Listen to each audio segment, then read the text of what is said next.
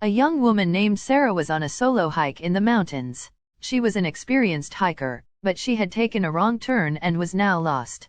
As she wandered through the dense forest, she heard strange noises that made her skin crawl. Suddenly, she stumbled upon an abandoned cabin. She felt a sense of relief, but as she entered, she saw that the interior was covered in blood.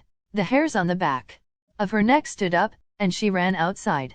As she continued her journey through the forest, she saw things that she couldn't explain. Shadows that moved on their own, whispers that seemed to come from nowhere, and strange markings on trees that seemed to be pointing her in a specific direction. She felt as though she was being led by some unseen force. Days passed and Sarah was running low on food and water. She was exhausted and disoriented, and she thought she was going mad. Then, she saw a light in the distance and started running towards it. She finally stumbled upon a small village, and the villagers took her in and gave her food and water.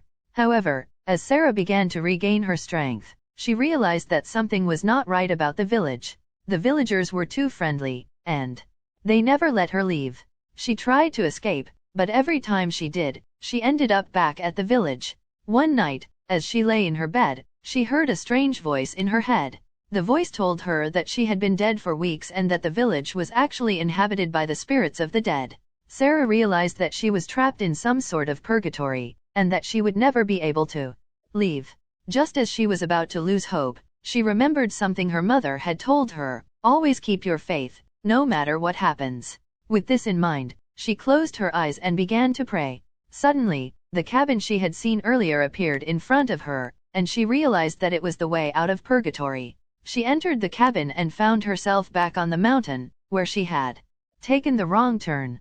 The plot twist was that she had actually died on the mountain, and her entire experience in the village was just her mind's way of dealing with the shock of death. From that day forward, Sarah never lost her faith and lived a fulfilling life, always grateful for the second chance she had been given.